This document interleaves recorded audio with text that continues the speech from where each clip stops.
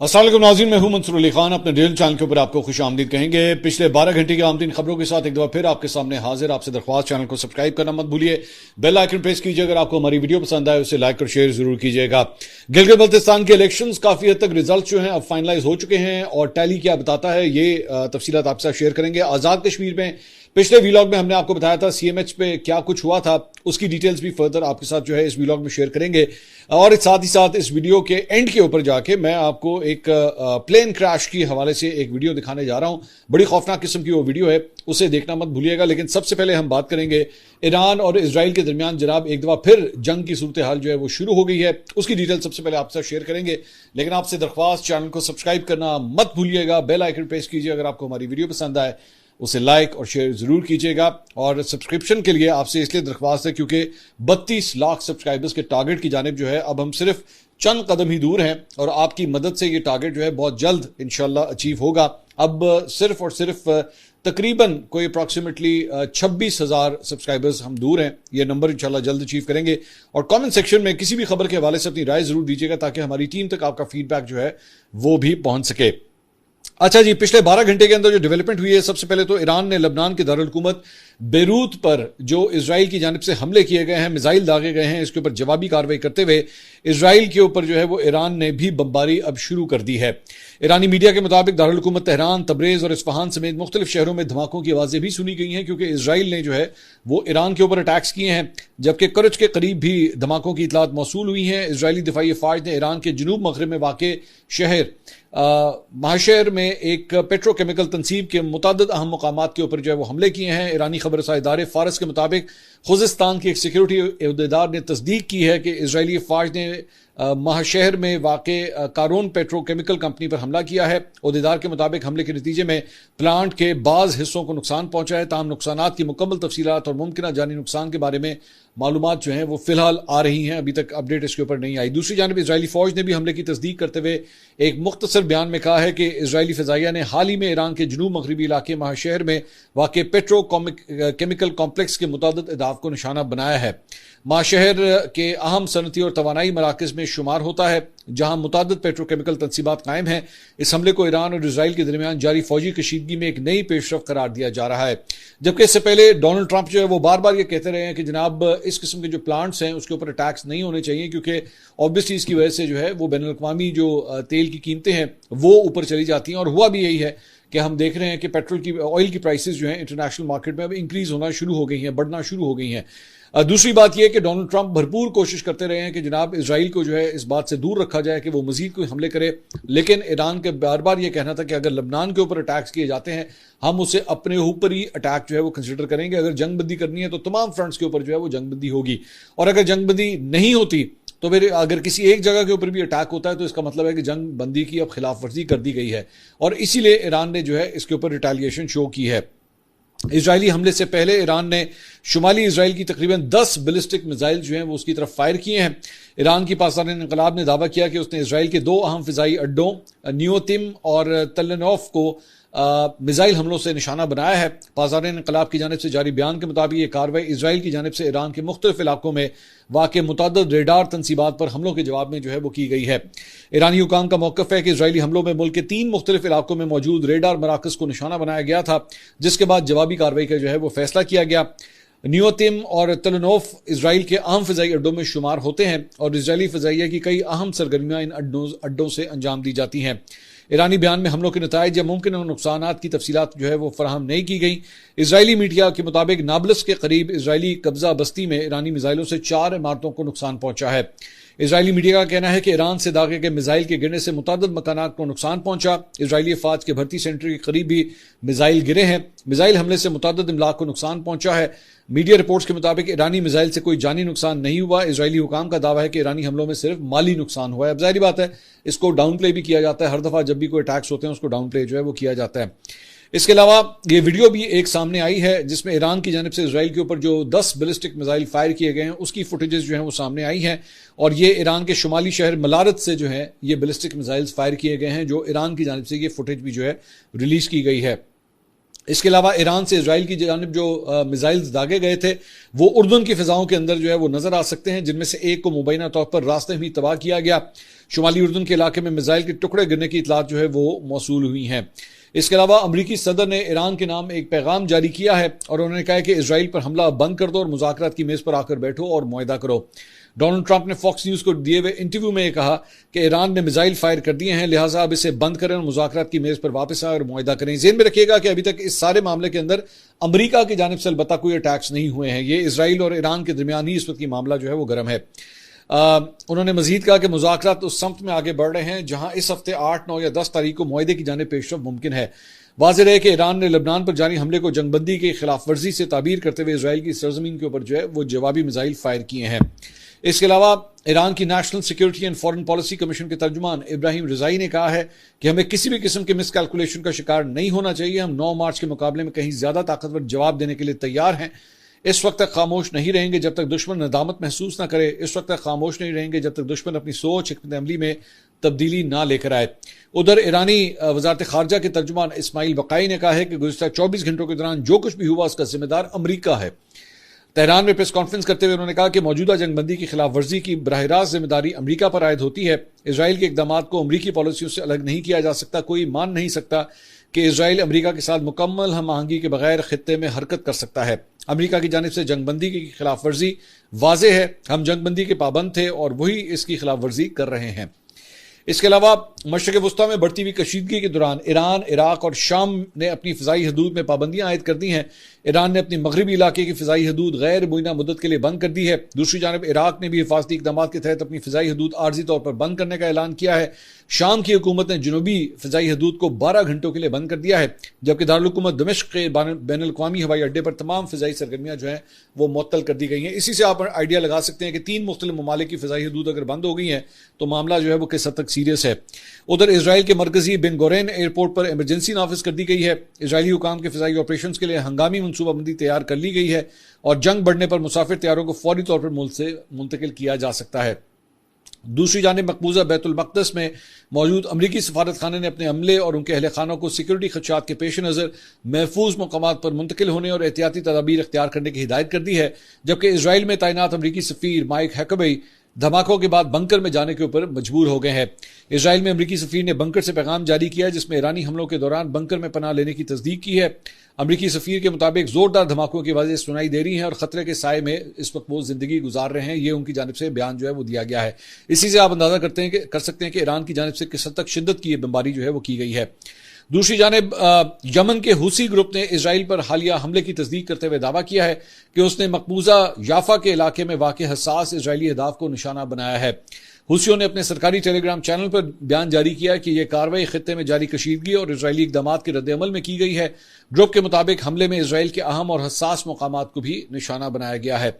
इसके अलावा एक सीनियर अमरीकी ओहदेदार ने एक कॉल की तफसीलात से वाकिफ एक इजरायली जरिए के मुताबिक इतवार के रोज डोनाल्ड ट्रंप ने इजरायली वज़ीर आज़म बेंजामिन नेतन्याहू से कहा है कि वो ईरान के मिसाइल हमले का जवाब देने से गुरेज करें और सफारतकारी के लिए मजीद वक्त दें। ट्रंप ने एक्सियोस को बताया कि वो नेतन्याहू पर जोर देंगे कि ईरान के मिसाइल हमले का जवाब ना दें। ईरान का कहना था कि हमला इतवार के रोज बेरूत में इजरायली कार्रवाई के जवाब में किया गया है। और इसके साथ साथ अमरीकी सदर ने जो NBC को वो एक इंटरव्यू दे रहे थे वो पिछले 24 घंटे में जो है काफी वायरल हुआ है, जब वो काफी हद तक गुस्से में आ गए और वो इंटरव्यू जो है क्रिस्टियन वॉल्कर के साथ जो है वो ये इंटरव्यू दे रहे थे और उनके मुतअद्दिद दावों पर वो बार बार सवाल उठा रही थी, तो वो गुस्से में आके जो है वो इंटरव्यू छोड़ के चले गए और एंकर और उनके दरमियान जो मुकालमा था वो कैलिफोर्निया के हवाले से जो है वो गुफ्तगू हो रही थी, जब डोनाल्ड ट्रंप जो है वो काफी गुस्सा कर गए। कुछ लोकल न्यूज की तरफ अब आते हैं। गिलगित बल्तिस्तान के हवाले से सबसे पहले आपको अपडेट देंगे और वो ये है कि जनाब 24 नशिस्तों के ऊपर जो इलेक्शंस हुए हैं उसका काफी हद तक रिजल्ट जो है अब आ चुका है और गैर सरकारी नताइज के मुताबिक पीपल्स पार्टी को 9, मुस्लिम लीग नून को 5, 8 नशिस्तों पर आजाद उम्मीदवारों ने कामयाबी हासिल की है। एक नशिस्त जो है मजलिस वादत मुस्लिमीन ने हासिल की है, जबकि 24 में से एक नशिस्त का फैसला होना अभी बाकी है। मेजॉरिटी जो ली है, मतलब सबसे ज्यादा सीटें जो है वो पाकिस्तान पीपल्स पार्टी ने ली हैं। हमने आपको इससे पहले यही बताया था, हबीब अकरम साहब हमारे साथ पॉडकास्ट में थे, उन्होंने भी यही प्रेडिक्ट किया था कि पाकिस्तान पीपल्स पार्टी नंबर 1 पे नजर आ रही है और मुस्लिम लीग नून जो है नंबर 2 पे नजर आ रही है। इवन दो पाकिस्तान तहरीक इंसाफ की जानिब से जो है सुहेल आफरीदी साहब ने ट्वीट किया, उन्होंने कहा पाकिस्तान में इमरान खान साहब की वफाकी जमहूरी हुकूमत को 9 अप्रैल 2022 को बैरूनी साजिश पर अंदरूनी गद्दारों के जरिए गिराया गया। एक दफा फिर गिलगित बल्तिस्तान के गयूर पाकिस्तानियों ने ताकतवरों को शिकस्त देकर इमरान खान साहब पर एतमाद का इजहार किया है, लेकिन बदकिस्मती से वहां पर भी अक्सरियत को अक़लियत में तब्दील किया जा रहा है। रियासत बंदूक के जोर पर लोगों की राय तब्दील करने में नाकाम रही है, इमरान खान साहब को झुकाने और उनकी पार्टी को खत्म करने में नाकाम रही है, और इंशाल्लाह ये ख्वाब इमरान खान साहब के दुश्मनों का हमेशा अधूरा ही रहेगा। कश्मीर लहू लुहान है, गिलगित में गम और गुस्सा है, तो फैसला साजों को सोचना चाहिए कि ना अहलों का इक़्तिदार बचाना है या पाकिस्तान को। अच्छा, हकीकत यह है कि पाकिस्तान तहरीक इंसाफ की ये पोजीशन नहीं थी, ये बिलावजह इसको जो है वो अपग्रेड किया जा रहा है। अब मैंने आपको पहले भी बताया था कि ज्यादातर इलेक्टेबल जो है, अब वो आप उसमें हवा का रुख कहें, उनको ऑर्डर कहें या जो कुछ भी कहें, अपनी मर्जी कहें, या वो उन्होंने देखा कि जनाब यहां पर जाना जो है वो ज्यादा हमारे लिए अहम है, तो इसलिए उन्होंने जो है वो दूसरी पार्टियों का, हुकूमती पार्टियों का जो है वो रुख किया, पीपल्स पार्टी या नून लीग की तरफ जो है उन्होंने ज्यादा रुख किया। अब ये कह देना कि जनाब, मैं देख रहा था इनके 4 लौंडे लपाड़े जो है उन्होंने थंबनेल्स वगैरह भी बनाए हुए थे, जनाब इमरान खान की जीत हो गई और गिलगित बल्तिस्तान के अवाम ने जो है इमरान खान के हक में वोट दे दिया। हकीकत यह है कि नहीं, ऐसा नहीं हुआ है। पाकिस्तान पीपल्स पार्टी जो है उसने जेन्युइन वहां पे जो है वो विक्ट्री हासिल की है और मुस्लिम लीग नून नंबर 2 पे आई है। परेशानी की बात अलबत्ता मुस्लिम लीग नून के लिए ये है कि इस्लामाबाद के अंदर जो है वो मुस्लिम लीग नून की हुकूमत बैठी हुई है, लेकिन ऐसा बड़ा रेयर होता है कि इस्लामाबाद के अंदर आपकी हुकूमत हो और गिलगित बल्तिस्तान में आप हुकूमत बनाने में नाकाम हो जाए। वहां के लोगों ने पीपल्स पार्टी को जो है वो वोट दिया है, और इसका मतलब है कि नवाज शरीफ साहब का भी वहां पे जो जाना था वो जाया हो गया, उसका कोई रिजल्ट नहीं निकल सका जिस तरह निकलना चाहिए था। और मैंने आपको उसी वक्त कहा था कि जब आपकी सीरियसनेस ही है, और अब मैं आपको बताऊं कि लीडरों को पता लग जाता है, इनको खुद इस बात का पता लग जाता है, इनको फीडबैक मिल जाता है, इनके पास ऐसे सोर्सेज होते हैं जो एक्चुअली पल्स बता देते हैं इनको कि जनाब क्या सूरत हाल है। तो मेरे ख्याल में मियां साहब को खुद भी आइडिया हो गया था कि इसमें तो मेजोरिटी हमें नहीं मिलेगी, और इसीलिए उन्होंने बस वो एक हाजिरी लगाई वहां पर, उसके बाद आए और उसके बाद सीधा जिनीवा के लिए निकल गए। बाकी शरीफ फैमिली के अंदर से जो है किसी ने कोई ज्यादा अहम किरदार जो है वहां पर अदा नहीं किया। तो जिस तरह को आपने इंटरेस्ट शो किया उसके मुताबिक आपको रिजल्ट मिला है, लेकिन ऑब्वियसली ये उनके लिए परेशान कुन है कि ऐसे मौके पे जब एक्चुअली आप गिलगित बल्तिस्तान के लोगों को पता है कि आप उनकी किस्मत का फैसला करते हैं, आप जो है वो फंड्स एलोकेट करते हैं, आप वहां पे ब्यूरोक्रेसी के अंदर जो है लोगों को तैनात करवाते हैं, लेकिन इसके बावजूद उन्होंने आपको वोट नहीं दिया और पाकिस्तान पीपल्स पार्टी को उन्होंने प्रेफर किया है। बिलावल भुट्टो जरदारी ने जो है इसके ऊपर ट्वीट किया, उन्होंने कहा गिलगित बल्तिस्तान में तीरों की बारिश, पाकिस्तान पीपल्स पार्टी सबसे बड़ी जमात के तौर पर उभर रही है और हम हुकूमत बनाने की कोशिश करेंगे। मैं अवाम का उनके एतमाद पर शुक्रगुजार हूं और जियालों को उनकी कामयाबी पर मुबारकबाद पेश करता हूं। अब जो 33 का ऐवान यहां पर बनता है, तो जाहिर बात है अभी इसमें रिजर्व सीट भी जो है पाकिस्तान पीपल्स पार्टी को मिलेगी, और अगर वो चंद सिर्फ इंडिपेंडेंट्स ही अपने साथ मिला सकते हैं, जिनकी काफी बड़ी तादाद है, तो पाकिस्तान पीपल्स पार्टी मुस्लिम लीग नून के बगैर भी यहां पे हुकूमत कायम करने में कामयाब हो सकती है। लेकिन ऑब्वियसली ये तो नंबर गेम है, मैं नहीं जानता पाकिस्तान पीपल्स पार्टी जो है वो नून लीग को साथ लेकर चलना चाहेगी यहां पे या नहीं, लेकिन ये तो वक्त तय करेगा। अलबत्ता वजीर आजम शहबाज शरीफ ने जो है गिलगित बल्तिस्तान के इलेक्शन को शफाफ, पुरअमन और सियासी सरगर्मियों से भरपूर इलेक्शन के इनेकाद पे जो है अवाम को उन्होंने मुबारकबाद दी है। उन्होंने कहा सदर आसिफ अली जरदारी और बिलावल भुट्टो को भी उन्होंने मुबारकबाद दी है, और मुस्लिम लीग नून के जो कामयाब उम्मीदवार हैं उन्हें भी मुबारकबाद पेश की है। और उन्होंने कहा कि जनाब पुरअमन, शफाफ इलेक्शन और सियासी सरगर्मियां जमहूरियत का हुस्न है। इलेक्शन कमीशन ने शफाफ और गैर जानिबदार इलेक्शन यकीनी बनाया जो काबिल सताइश है। इसके अलावा अलबत्ता जमीयत उलमा इस्लाम फे ने जो है गिलगित बल्तिस्तान के नताइज पर तहफ़्फ़ुज़ात का इजहार किया है, और उन्होंने कहा है कि फॉर्म 45 से मुतालिक तहफ़्फ़ुज़ात इंतखाबी शफाफियत पर सवालिया निशान है। मैंडेट पर शबखून मारने की कोशिश काबिल कबूल नहीं है। डॉक्टर आसिफ किरमानी जो माजी में मुस्लिम लीग नून के साथ होते थे और काफी क्लोज थे नवाज शरीफ साहब के, उन्होंने ट्वीट किया, उन्होंने कहा गिलगित बल्तिस्तान इलेक्शन 2026 की इंतखाबी मुहिम में नून लीग ने अपने सारे हीरे इस इंतखाबी मुहिम में झोंक दिए थे, और वही हीरे बिलाखिर शिकस्त का हिस्सा बन गए। रहे नाम अल्लाह का, खत्म शुद। ये उन्होंने मुस्लिम लीग नून के हवाले से जो है प्रेडिक्शन दी कि जनाब वो अब खत्म शुद है। दूसरी जानिब वज़ीर आज़म शहबाज शरीफ की ज़ेर सदारत कौमी इक़्तिसादी कौंसिल का आज जो इजलास होना था वो मुलतवी कर दिया गया है। उसके अरकान में चारों सूबाई वज़रा जो है, वज़रा आला जो है वो शामिल थे। इजलास में आइंदा माली साल का कौमी तरक्याती बजट मंजूरी के लिए पेश होना था। ज़राए का कहना है कि हुकूमत और पीपल्स पार्टी के दरमियान मामला तय न होने की वजह से आज इजलास जो है वो अब नहीं होगा। सालाना बजट जो है वो 10 तारीख को पेश किए जाने का इम्कान है, लेकिन पाकिस्तान पीपल्स पार्टी और हुकूमत के दरमियान मामला जो है वो अभी तक जो है वो तय नहीं हो सके हैं। और पीपल्स पार्टी के तहफ्फुज़ात दूर करने के लिए अब यह भी कहा जा रहा है कि शायद आसिफ अली जरदारी साहब और शहबाज शरीफ साहब के दरमियान, प्राइम मिनिस्टर के दरमियान और सदर के दरमियान जो है वो एक मुलाकात मुतवक्के है और वो आज शायद ये मुलाकात होगी जिसमें 1 to 1 बैठ के जो है वो चीज़ों को रिजॉल्व करने की कोशिश की जाएगी। इसके अलावा रावला कोट आज़ाद कश्मीर में हालात अभी भी काफ़ी टेंस हैं, इवन दो वहाँ पे अब अमन इस वक्त कायम किया जा चुका है आखिरी रिपोर्ट्स के मुताबिक। तर्जुमान पुलिस के मुताबिक कलअदम एक्शन कमेटी ने गुज़िश्ता रोज रावला कोर्ट में अमन ओमान की सूरत हाल खराब की। पुरतशद्दुद अनासिर ने कौमी कानून नाफिज करने वाले इदारों पर फायरिंग की। CMH रावला कोर्ट का मुहासरा किया। मुसल्लह शरपसंदों ने मुख्तलिफ मकामात पर आग लगाई, सरकारी और निजी अमलाक को नुकसान पहुंचाया। बयान के मुताबिक कानून नाफिज करने वाले इदारों ने 7 और 8 जून के दरमियानी शब CMH रावला कोर्ट का मुहासरा खत्म कराया। 6 जून से अब तक पुरतशद्दुद अनासिर की फायरिंग से कानून नाफिज करने वाले इदारों के 4 एहलकार शहीद और मुतादिद जख्मी हुए।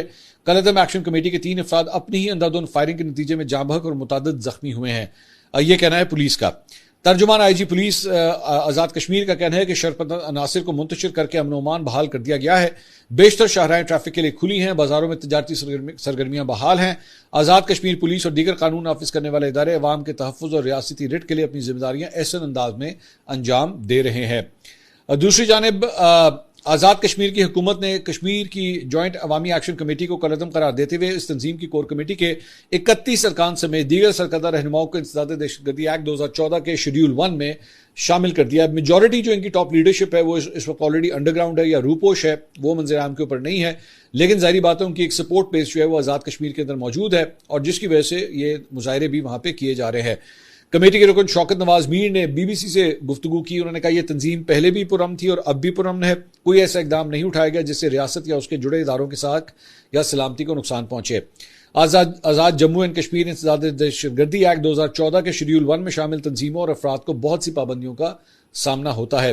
इस कानून के तहत हर वो शख्स जो किसी कलअदम जमात या ग्रोह के लिए इनफरादी या इज्तिमाई तौर पर माली मदद तलब करता है या कलअदम जमात या ग्रोह से मुंसलिक शख्स या अफराद किसी मुकाम पर मीटिंग करते हैं या बराह रास्त या सोशल मीडिया के जरिए खिताब करता है और इस तकरीर का मकसद इस कलअदम तंजीम की हिमायत हासिल करना हो तो ये एक काबिल ताज़ीर जुर्म है जिसकी सजा 6 माह तक हो सकती है। इसके अलावा आज़ाद कश्मीर के वज़ीर आज़म के तर्जुमान शौकत जावेद मीर ने एक्शन कमेटी को कलअदम करार देने के फैसले का दिफा करते हुए कहा है कि हुकूमत को जो नाकाबिल तरदीद शवाहिद पेश किए गए हैं उसकी रोशनी में हुकूमत के पास इस कमेटी को कलअदम करार देने के अलावा कोई ऑप्शन नहीं था।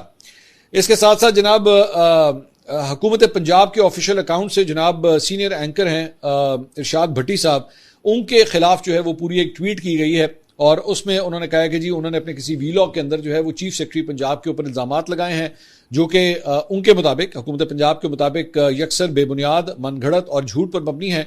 उन्होंने कहा कि अवाम को गुमराह करने और बगैर तस्दीक के मनगढ़ंत अफवाहें फैलाना कानूनन जुर्म है। पाकिस्तान के पीका के तहत किसी भी शहरिया का या डिफेमेशन लॉ और कानून हतक इज्जत एक्ट सरकारी अहदेदारों की साख को नुकसान पहुंचाने के लिए जाली खबरें फैलाना और बगैर सबूत इल्जामात लगाना कानूनन जुर्म है। मुर्तकिब शख्स सख्त सजा और भारी जुर्माने का सामना करता है। इसके ऊपर इरशाद भट्टी साहब ने भी जो है वो पंजाब हुकूमत को एक पूरा जवाबी वीलॉग जो है वो आगे से किया है, तो ये मामला भी एक सामने आया है। दूसरी जानिब सोहराब बरकत हैं जो एक वेबसाइट के लिए काम करते हैं। NCCI ने जनाब उनके खिलाफ जो है वो एक अदद FIR काटी है और इसकी वजह यह है कि उन्होंने YouTube के ऊपर एक वीडियो जो है वो जारी की थी और उसके अंदर अकॉर्डिंग टू NCCI उन्होंने जनाब ये जॉइंट अवामी एक्शन कमेटी जो है उसका मौक़िफ़ जो है वो प्रमोट किया है और इस सिलसिले में जो है वो उन्हें गिरफ्तार भी कर लिया गया है। अब जाहिर बात है यहाँ पे जब से हुकूमत आई है बहुत से जर्नलिस्ट को, यूट्यूबर्स को, एंकर्स को जो है वो गिरफ्तार भी किया गया, उसके बाद उनको रिलीज भी किया गया, तो उसके अंदर जो है वो अब एक और इजाफा हो चुका है। इसके अलावा एक ये वीडियो आपको स्क्रीन पे दिखाना चाहूंगा। ये गुज़िश्ता रोज एक निजी तैयारे के पायलट और मावन पायलट उस वक्त हलाक हो गए जब उनका तैयारा जो है डोमिनिकन रिपब्लिक के बैन अल-अक़वामी हवाई अड्डे के ऊपर जो है हवामी लैंडिंग की कोशिश के दौरान हादसे का शिकार हो गया। अमेरिका में registered gulf stream G200 jet Austin Texas जा रहा था और ला रोमाना के तकरीबन 16 बहरी मील जनूब मगरब में मौजूद था जब इसमें शदीद फनी खराबी पैदा हुई जिसके बाद अमले ने हंगामी सूरत हाल का ऐलान किया। तैयारे का अमला वापस हवाई अड्डे की तरफ लौटा और हंगामी लैंडिंग की कोशिश की, लेकिन जमीन को छूते ही तैयारा जो है वो हादसे का शिकार हो गया, जो फुटेज आप स्क्रीन पे देख रहे हैं। बाद में इसमें आग भड़क उठी और धमाके से आग के बड़े बड़े गोले में तब्दील हो गया। इतलात के मुताबिक तैयारे में सिर्फ 2 अमले के जो अराकीन थे वो इसमें सवार थे। इसके अलावा फिलिपाइन के अंदर जो है एक बड़ा शदीद किस्म का वहां पे जल्जला आया है जिसकी शिद्दत जो है वो 7.8 8 बताई जाती है रेक्टर स्केल पे। और इस फुटेज से आप अंदाजा लगा सकते हैं कि ये बच्चे और उनके साथ साथ जो है वो एक असेंबली के अंदर बैठे हुए थे जब पूरा, और वो जाहिर बात है उस वक्त फुटेज बन रही थी, उसी वक्त ये ज़ल्ज़ला आया और उसके बाद किस तरह जो है वो पूरा ग्राउंड शेक होना शुरू हो गया। बच्चे जो है इस मौके के ऊपर डर गए। और भी फिलिपाइन से जो फुटेजेस आई हैं वो बड़ी ही खौफनाक किस्म की फुटेजेस हैं। 15 अफराद अब तक बताया गया है कि ज़ल्ज़ले के नतीजे में जाँ बहक हो चुके हैं। इस ज़ल्ज़ले की गहराई जो है वो 10 किलोमीटर बताई जाती है और इदारे ने इब्तदाई तौर पर ज़ल्ज़ले की शिद्दत जो है 7.3 बताई थी, लेकिन बाद में इसे बढ़ाकर 8.2 बताया गया है। अब तक के लिए इतना ही। अगली वीडियो में आपसे दोबारा मुलाकात होगी। अल्लाह हाफिज़।